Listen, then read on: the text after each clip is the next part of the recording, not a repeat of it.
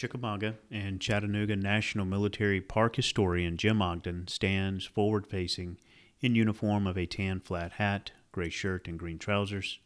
He stands in the mowed, grassy area of a power line. To his left and right are woods. Behind him, some distance, rises Lookout Mountain. Hello, and thank you for joining us for this program that the National Military Park is presenting this year to recognize the anniversary of the events of the campaign for Chattanooga, and specifically today, the Battle of Wauhatchie, that all nighttime affair that occurs in the pre-dawn hours of this, a Thursday in 1863, and today, the 29th of October, and this year being the 157th anniversary of that engagement. Behind me, it's the northern tip of Lookout Mountain. And as you, if you joined us for any of the programs yesterday, heard, it was decided by Braxton Bragg and James Longstreet from their vantage points on Lookout Mountain to try a nighttime effort to re-seize the northern end of Lookout Valley. A nighttime effort because of the northern tip of Lookout Mountain and the Union artillery on Moccasin Bend opposite that made movement over the tip of the mountain difficult. 2 days earlier, on October the 27th, after learning of the seizure of Brown's Ferry, the Confederates reacted by starting troops from their camps on the east side of Lookout Mountain into Lookout Valley, but it was an all-day affair as the troops had to climb up ever higher to try to avoid the artillery fire from the Union guns on Moccasin Bend. As a result, this effort to re-seize the northern end of Lookout Valley, which will begin after dark on October the 28th, and result in the pre-dawn Battle of Wauhatchie, it is necessitated by the need to move troops under the cover of darkness.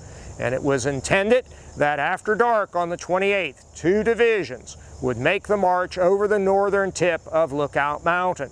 And if we could have seen through the darkness of that night of the 28th, we would have seen the column of Confederate troops come over the tip of the mountain and come down the slope behind me on the old Wauhatchie Pike, and then move down to cross Lookout Creek at one of the 2 points where there were the road or turnpike bridges over Lookout Creek, one below me and just a little bit upstream from where we can see the creek, and then the other further upstream adjacent to the railroad bridge.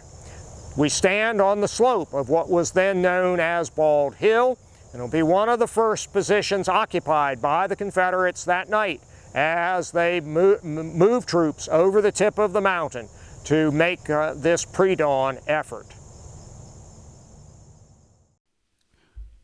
Park historian Jim Ogden now stands on the gravel bank of a fairly wide creek. Woods are seen on the opposite bank, and the camera will soon pan right to show a modern railroad bridge. We stand now along the west bank of Lookout Creek in the area where one of the turnpike bridges crossed the creek. Once the troops of Evander Law's division were moving to make this assault in the pre-dawn hours of October the 29th, came over the tip of the mountain. They used the 2 turnpike bridges, the one here just downstream of the Nashville and Chattanooga Railroad bridge, and the one further downstream, almost literally under the tip of the mountain, to cross then rain-swollen Lookout Creek.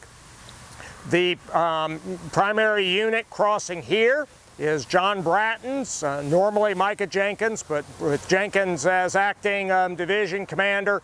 John Bratton commands the brigade, but that brigade of South Carolinians will cross the Lookout Creek here and then move forward and begin to deploy to make the assault on the Federals who have encamped just north of Wauhatchie Junction to the south of us.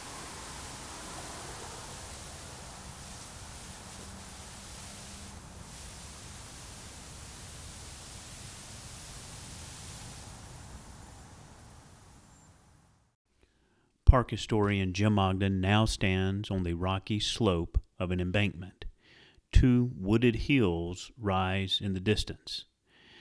The camera will pan right, showing some houses in the foreground and Lookout Mountain in the background. When Braxton Bragg and James Longstreet conceived this effort to reclaim the north end of Lookout Valley, from their vantage point at Sunset Rock on the western face of Lookout Mountain, they had observed on October the 28th the arrival of the federal troops, and the bulk of that force, what we know today was O.O. Howard's 11th Corps, 2 divisions, marched up the Wauhatchie Pike and into the federal enclave around Brown's Ferry that had been seized and established on October the 27th. However, the other portion of that force, part of John Gary's 2nd Division of the 12th Corps, had been just north of Wauhatchie Junction.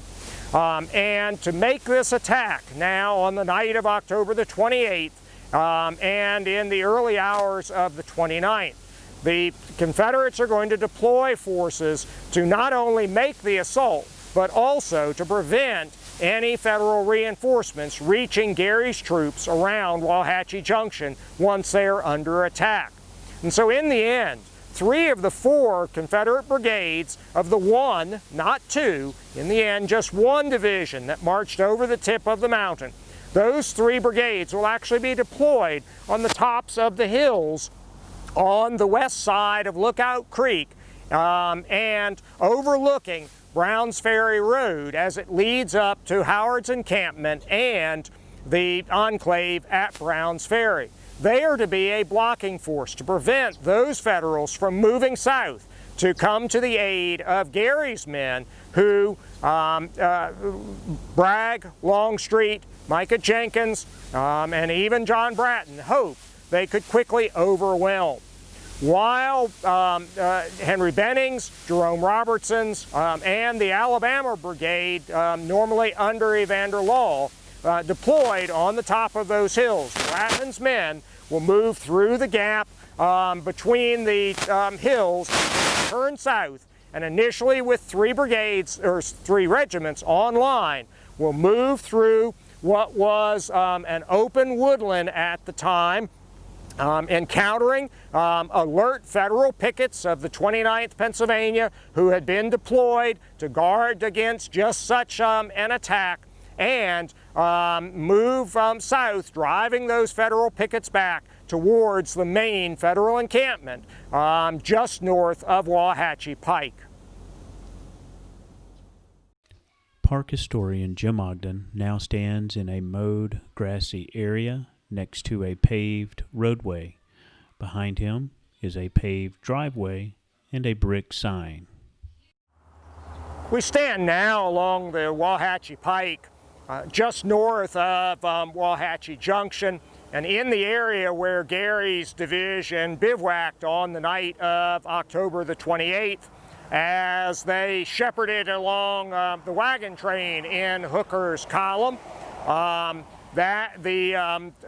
Once emerging from Running Water Creek Canyon or Gorge, the pass in the Sand Mountain Range, Hooker's column on the 28th had turned north onto the Wauhatchie Pike, and Howard's 11th Corps had marched on up to join the federal enclave around Brown's Ferry.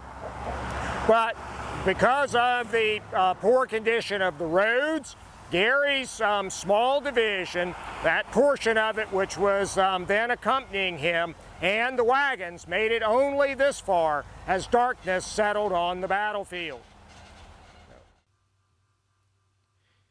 Gary had been concerned from the time he marched into Lookout Valley that afternoon of the 29th about the possibility of being attacked by the Confederates.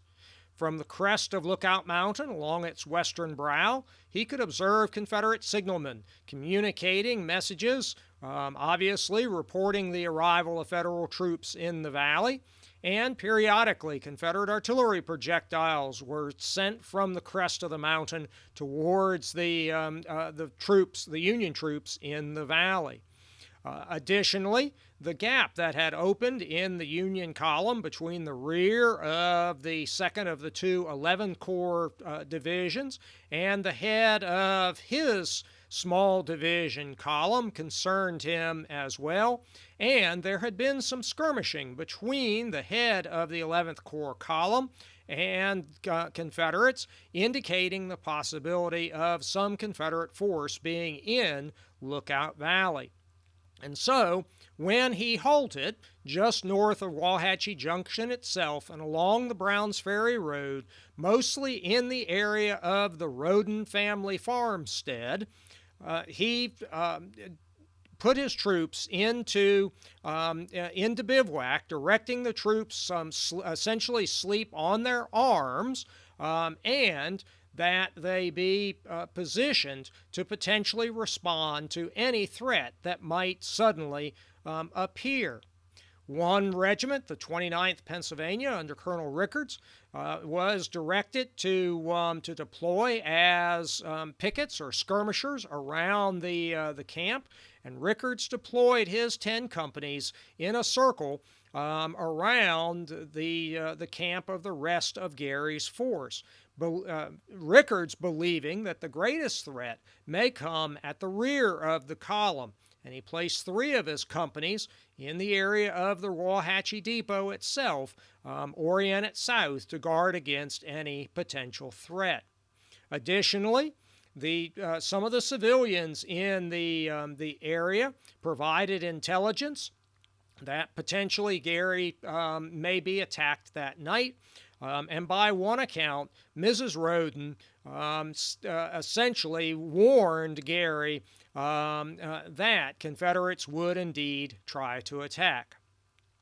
Gary's men settle down. For some units, they stack their arms, and the men are then directed to just lay down, keeping their accoutrements on. Other units seem to literally sleep on their arms, with the soldiers with their weapons right at their side as well. Just before midnight, some shots are fired on the picket line, and the regiments of Gary's division respond quickly to those shots and form up to prepare to receive an attack if indeed one is coming. After some time in line, it proves that that firing was not the harbinger of a true Confederate attack, and the men are allowed to lay down once again. However, just after midnight, there is more picket firing, and this time, when Gary's men spring from the ground and form up and take their arms, the picket firing continues, and there is clear indication that the Confederates are likely to attack. Now, Gary's initial orientation was facing eastward towards the western slope of Lookout Mountain, but quickly, as the firing of the skirmishers, the pickets, increased, Gary became aware that the threat was coming in on his left and even his left rear. Now, just north of where we stand now along the Wauhatchie Pike, but still on the Roden farm, was the Roden cornfield. It was along the western edge of the road and stretched northward for several hundred yards to some low ground, a drainage that feeds into Lookout Creek. And with the clear indication that the shots are coming from north of that point, and that indicating the Confederate attack originating in that area as well, Gary ordered an adjustment in the formation of his line.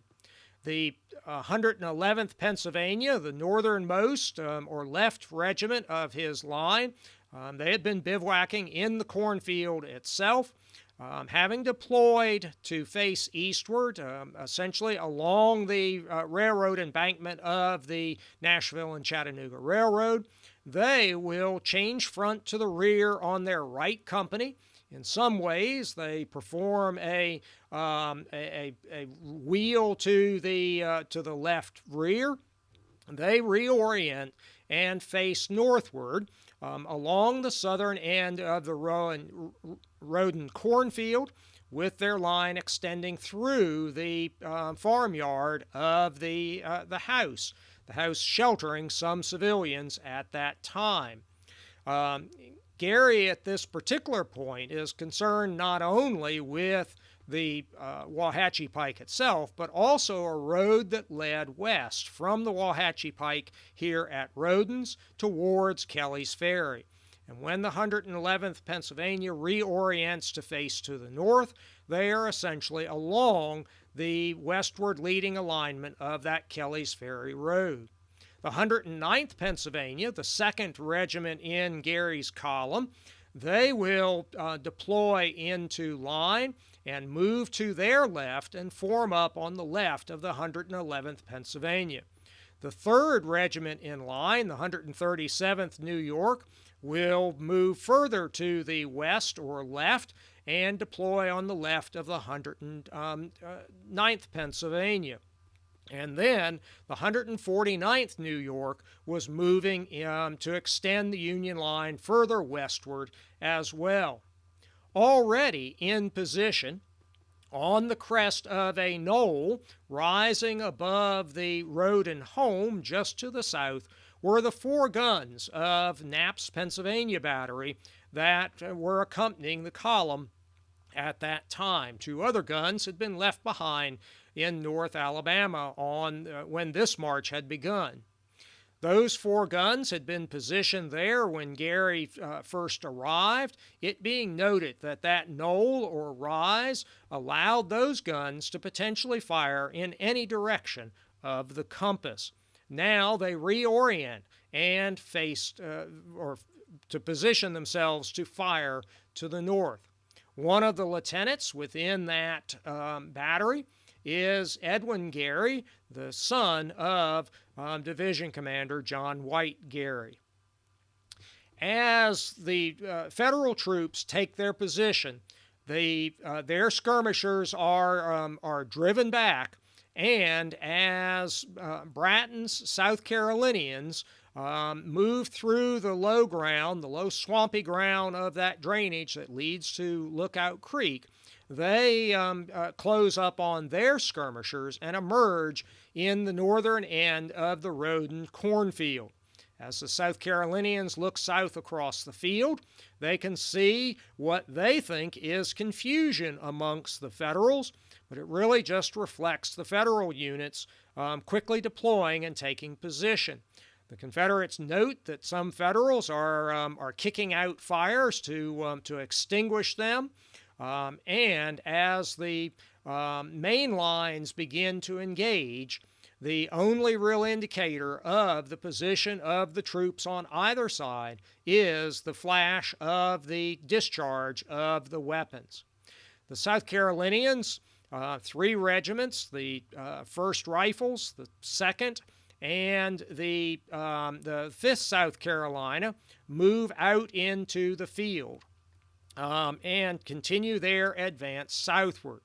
But by the time they do, the right of Gary's line, the 111th Pennsylvania, which has actually been in position the longest, is ready, and they deliver several well-placed volleys, which will bring confusion as well as casualties amongst the men of the 1st South Carolina. And the other 2 South Carolina regiments soon realize that they are advancing largely unsupported on their flanks into the field and into increasing Federal fire. Now, John Bratton had additional regiments in his South Carolina brigade. However, they have, from their initial positioning after coming over the tip of Lookout Mountain, are a little bit behind the first part of the brigade. On the east side of the Nashville and Chattanooga Railroad tracks, the Palmetto, South Carolina, or Palmetto Sharpshooters of South Carolina is moving south, and they will extend the South Carolina line in that direction. and begin probing for the right flank of Gary's line. Closing up behind the initial 3 South Carolina regiments is the Hampton Legion. They arrive and are moved by Bratton towards the right of his line to extend the 5th South Carolina's position. And since they are moving southward towards where Federals are only then beginning to take position, they actually are able to make it a little bit further south through the western edge of the cornfield and the woods beyond, and, as it turned out, approach the area where many of the wagons and ambulances that were accompanying Gary's column had been parked. And that night, while Gary had made his men essentially sleep on their arms, and Rickards had done such a good job in deploying his pickets around the encampment, the teamsters, to rest their animals, had unharnessed the horses and mules and hitched them to their vehicles. Well, now, as a battle is erupting just a few yards away, and South Carolinians are moving southward and firing, panic ensues amongst the teamsters and their teams. And as that panic spreads amongst those animals, many of them will break free and begin to run away from the South Carolinians' fire. And as it turns out, they will run right into the approaching column of the 149th New York, that regiment that Gary was sending further westward to extend the left end of his line. It will disorder the 149th New York for a time and will send many of those men towards the rear. The regiment will later reorganize and take position along the Nashville and Chattanooga Railroad tracks, but this initial disordering by the fleeing horses and mules will mean that the 137th New York is going to be the left of their line and the left of the Union line, and they'll have to refuse or fold back the left end of their regimental line to protect that part of Gary's overall position. This stampeding of the horses and mules of the vehicles that were parked in that area will, after the battle, prompt a soldier in the Army of the Cumberland, a man who did not participate in this actual fight and only heard of these reports. It will prompt this Army of the Cumberland soldier to take Tennyson's even then famous poem, The Charge of the Light Brigade from the Crimean War, and rewrite it into The Charge of the Mule Brigade. He didn't always get everything right as he converted Tennyson's great poem to the route of the mules. Instead of South Carolinians, he has Georgians, but it does illustrate the irrepressible humor of these citizen soldiers. As Bratton's attack attempted to be pressed home, it is now rather disjointed as a result of the 1st South Carolina Rifles being forced to withdraw to reorganize. They'll eventually take a position along the eastern side of the Nashville and Chattanooga Railroad embankment. And the staggered arrival of the Palmetto Sharpshooters and Hampton's Legion, and then finally Bratton's final unit, the 6th South Carolina, will mean that the Confederate attack has lost much of its impetus, and it has essentially devolved into a firefight across the Roden cornfield, with the soldiers really only being able to direct their fire by firing towards the flashes of the muzzles of their opponent's weapons. Firing from the top of the knoll just behind the 111th Pennsylvania are the 4 guns of Knapp's Pennsylvania Battery. Those guns are so close to the Union line, even though they have the advantage of elevation by being on the knoll, that they are not able to fire the anti-personnel projectile canister. And they have to fire case shot rounds with short fuses. And their fire, aimed at the South Carolinians' muzzle flashes, will help hold the South Carolinians back as well.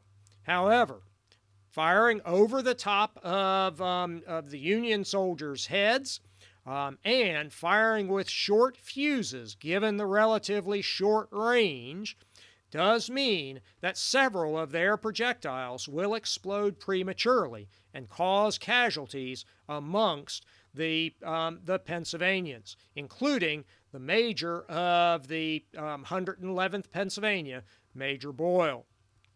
And Boyle's fall is depicted in a piece of art produced by a member of that regiment and included in their regimental history published after the war. When the sound of Bratton's attack against Gary's position was heard by Howard and Hooker and the other Federals up in the area of the enclave around Brown's Ferry, those Federal, particularly the men of Howard's 11th Corps, will begin to react quickly. They will be gotten out of their bivouac and formed up and moved south.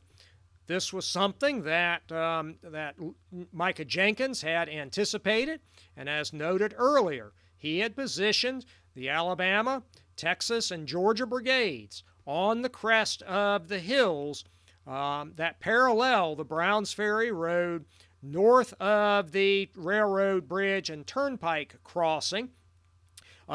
He had positioned those Alabama, Texas, and Georgia soldiers to be a blocking force to prevent the 11th Corps troops from marching back to the south. They had deployed skirmishers out in front to the Browns Ferry Road or even just a little bit beyond, and as the lead element of Howard's men started south, they will make contact with the Confederate skirmishers, and it will force the troops of Carl Schurz's and Steinwehr's divisions to deploy to deal with those Confederates. And that is how we wind up with the other part of the Battle of Wauhatchie, the fighting that takes place on the hills immediately to the east of the Browns Ferry Road, which becomes the Wauhatchie Pike, hills that as a result of this fighting will take on new names, Smith's Hill and Tyndale Hill, named after the commanders of 2 of the 11th Corps Division's brigades. When the sound of that fighting began, it will cause Bratton to be concerned, just as he is getting ready to send the 6th South Carolina into an attack against Gary's line. And just then, a message arrives for Bratton indicating that he had better break off his engagement and begin to withdraw for fear of being cut off and attacked in rear by Federal soldiers moving from the south. Having already positioned the now reorganized 1st South Carolina Rifles behind the Nashville and Chattanooga railroad tracks, he will position the 6th South Carolina to help cover the withdrawal as well, and he'll then begin to leapfrog from one position to the other, to the rear, and break contact with Gary's men. And Bratton will move his South Carolinians back to the Turnpike Bridge over Lookout Creek, just downstream of the railroad bridge, the position that we were at earlier in this program. As the last of the South Carolinians leave, the South Carolinians carrying with them as many of their wounded as they can, a stressful silence begins to settle over this part or over the battlefield. The attack of troops of the 11th Corps on Smith's and Tyndale Hill had resulted in the Alabama, Texas, and Georgia soldiers being driven from those hills and back towards their own turnpike bridge crossing of Lookout Creek. And before dawn, the Battle of Wauhatchie, in the early morning hours of October the 29th, 157 years ago today, has come to an end. As noted earlier, it is one of the few sizable all-nighttime engagements of the war. Bratton South Carolinians, just shy of 1,500 men strong, will suffer about 350 casualties in this attack. When dawn came on October the 29th, some of Howard's men will have marched far enough south to link up with Gary, as well as some Army of the Cumberland troops from the Browns Ferry enclave at Browns Ferry itself. And these Federals, fearing that the Confederates may try another attack, begin to fortify against that potentiality. And one of the things that has frustrated those interested in the Battle of Wauhatchie over the years is the difficulty of placing that battle on the ground. Not only today has this battlefield seen extensive development, covering up the majority of it, both residential, commercial, and industrial development, but also one of the only real landmarks for the battle, the Roden family home, disappeared shortly after dawn. One of Gary's men, remembering Mrs. Roden having said that the Federals would be attacked that night, when Federal soldiers that morning looked for material to begin to construct their field fortifications from, the log home and outbuildings of the Roden family became one such source. And the Roden family farmstead, logs, shingles, clothes, furniture, and all, became part of a line of Federal fortifications constructed that morning. Eventually, the Federals will pull back further to the west and take up positions on hills overlooking much of Lookout Valley and looping around to the east on to Smith's Hill and then northward towards Browns Ferry, positioned mostly to cover the gap, Cummings Gap, leading out to Kelly's Ferry.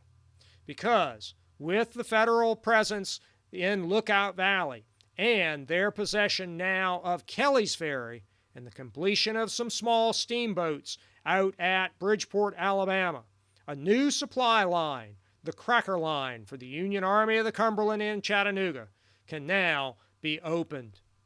Those supplies will be brought by steamboats from Bridgeport up the Tennessee River to Kelly's Ferry, and there unloaded onto wagons and carried just 7 miles from Kelly's Ferry through Cummings Gap into the northern end of Lookout Valley, across the northern end of Lookout Valley, across a pontoon bridge constructed at Browns Ferry, across the neck of Moccasin Bend, and then across pontoon bridges into Chattanooga. And Union rations, which had gotten to as little as a quarter ration per soldier per day, Union rations now can begin to rise from that quarter ration to a third ration, to a half ration, to 2/3 a ration, to 3/4 of a ration. One of the easiest food items to be hauled into Chattanooga was the soldiers' bread ration, the hard bread, hardtack as it was commonly called, and hence the name for this new supply line, the Cracker Line. And with the opening of the new supply line and the rising stocks of Union supplies in the city of Chattanooga, Ulysses S. Grant can now begin to plan more extensive offensive operations to drive the Confederates permanently away from that vital gateway to the Deep South, Chattanooga.